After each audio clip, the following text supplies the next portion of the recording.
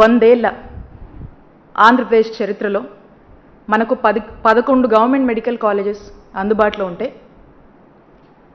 జగనన్న 5 సంవత్సరాల కాలంలో 5 సంవత్సరాల జగనన్న కాలంలో ఈ రాష్ట్రంలో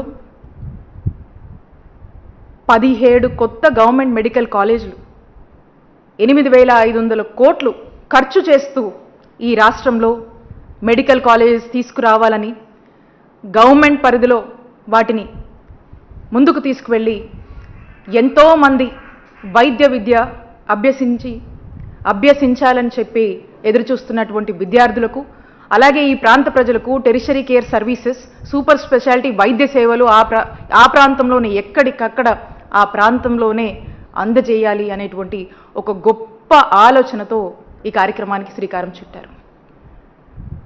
ఇంత గొప్ప కార్యక్రమాన్ని ఆల్రెడీ జగనన్న ప్రభుత్వంలో మనం ఒక 5 మెడికల్ కాలేజ్ స్టార్ట్ చేసుకున్నాము.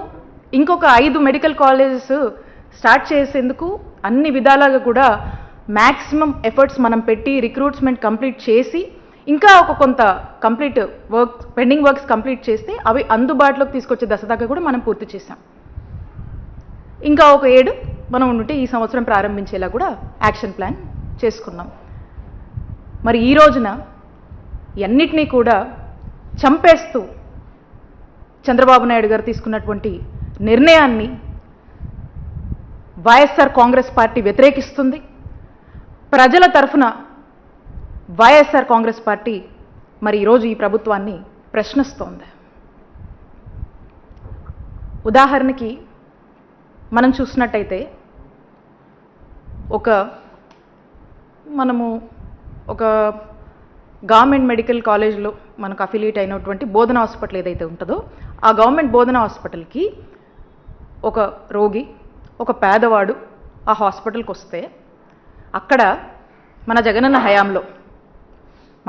హయాంలో చూస్తే అక్కడ ఆ రోగికి వచ్చినటువంటి ఆ పేదవాడికి ఓపీ ఫ్రీ, ఆ తర్వాత డాక్టర్ కన్సల్టేషన్ ఉంటుంది అది ఫ్రీ. ఆ డాక్టర్ కన్సల్టేషన్ తర్వాత ఆ రోగికి ఏదైనా మందులు రాస్తే ఆ మందులు ఫ్రీ. లేదు ఏదన్నా టెస్టులు చేసుకోమని అతనికి ఉన్నటువంటి పరిస్థితి వల్ల ఓ సిటీ స్కానో ఓ ఎంఆర్ఓయో ఒక ఎక్స్రేయో లేదా ఏదైనా బ్లడ్ టెస్టులు ఏదైనా చేసుకోమంటే అవి ఫ్రీ. ఆ టెస్టుల తర్వాత ఆ రిపోర్ట్ తీసుకొని మళ్ళీ రీకన్సల్టేషన్కి వెళ్తే ఆ రీకన్సల్టేషన్ ఫ్రీ. లేదు మందులు వేసుకుంటే సరిపోతుంది, లేదంటే ఏదైనా సర్జరీ చేయాలో లేదా ఆపరేషన్ చేయాలో ఏదైనా థెరపీ చేయాలో ఏదన్నా చెప్పినా ప్రతి అక్కడున్నటువంటి ఏ ట్రీట్మెంట్ ఆ డాక్టర్ సజెస్ట్ చేసినా కూడా అది ఫ్రీయే. అక్కడ ఆ పేదవాడికి ₹1 కూడా తన సొంత ఖర్చు లేదు, తన మీద ఏ భారం పడట్లేదు. ప్రభుత్వంగా జగనన్న తీసుకున్నటువంటి బాధ్యత.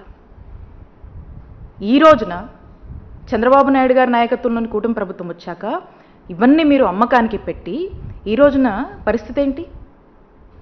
ఈ రోజున ఈ విధంగా ప్రైవేటైజేషన్ పద్ధతిలో పోతే ఒక పేదవాడు ఒక రోగి హాస్పిటల్కి వస్తే ఆ ఓపీకి డబ్బులు కట్టాలి, ఆ కన్సల్టేషన్కి డబ్బులు కట్టాలి. ఆ కన్సల్టేషన్ అయిపోయిన తర్వాత డాక్టర్ ఏదైనా మందులు చెప్తే ఆ మందులు డబ్బులు పెట్టి కొనుక్కోవాలి. లేదు ఇదే సిటీ ఎంఆర్ఐ స్కాను లేదా ఎక్స్రే లేకపోతే ఇంకో ఏదన్నా బ్లడ్ టెస్టులు రాశారంటే వాటికి డబ్బులు ఖర్చు పెట్టుకోవాలి. ఆ తర్వాత ఆ టెస్టులు రిపోర్ట్లు వచ్చాక మళ్ళీ రీకన్సల్ట్ డాక్టర్ని అయితే ఆ మందులతో తగ్గిపోతుందని చెప్పినా లేదా సర్జరీ చేయాలన్నా ఇంకో ఆపరేషన్ చేయాలన్నా ఇంకో థెరపీ చేయాలన్నా ఇంకోటి చెప్పినా వాటికి డబ్బులు ఖర్చు పెట్టాలి. ఈ భారం అంతా ఎవడి మీద పడుతుంది? ఈ భారం అంతా ఆ పేదవాడి మీద పడుతుంది. దీనివల్ల ఆ పేదవాడి పరిస్థితి ఏంటి? అప్పుల పాలైపోతాడు, దిక్కుచోచని పరిస్థితిలోకి వెళ్ళిపోతాడు.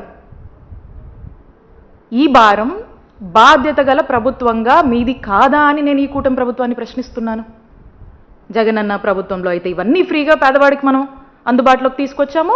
ఈరోజు ప్రైవేటైజేషన్ పేరుతో కూటమి ప్రభుత్వం ఇవన్నీ కూడా పేదవాడి దగ్గర నుంచి డబ్బులు వసూలు చేసి ఈ విధంగా బిజినెస్ చేసుకుంటూ ఈ విధంగా సొమ్ము చేసుకుంటూ పేదవాడిని గాలికి వదిలేసినటువంటి పరిస్థితులు ఈరోజు ఈ ప్రైవేటైజేషన్ పద్ధతిలో నెలకొంటున్నాయి.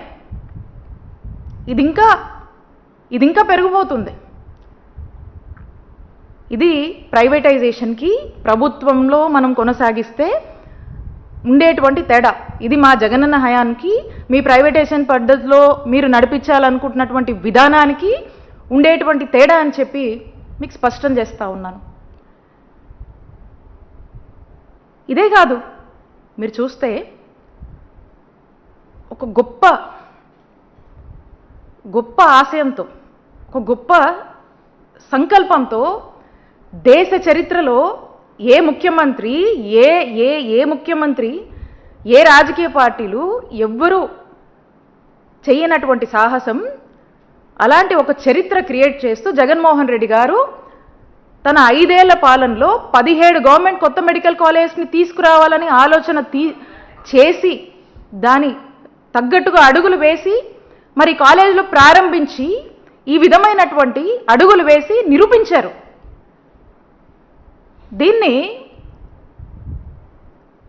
ఏ విధంగా నిర్వీర్యం కరుస్తున్నారో చూస్తూ ఉన్నాం.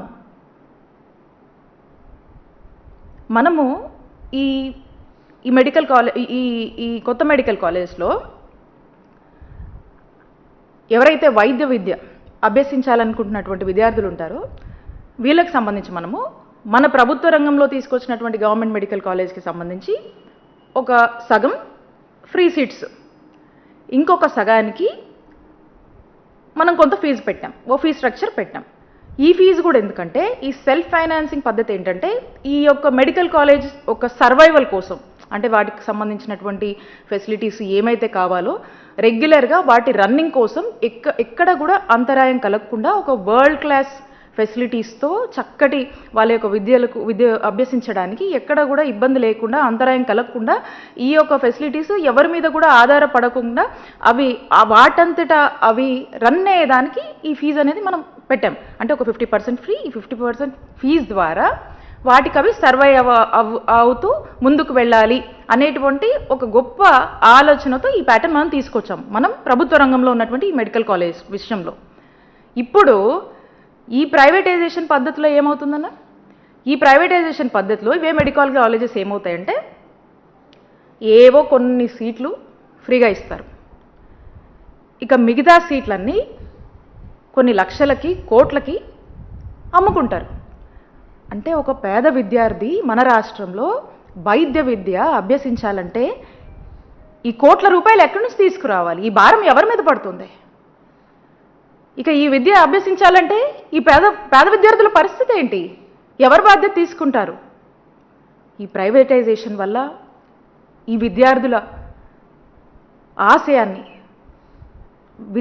డాక్టర్ విద్య అభ్యసించాలనేటువంటి వీళ్ళ ఆలోచనని చంపేస్తున్నారు.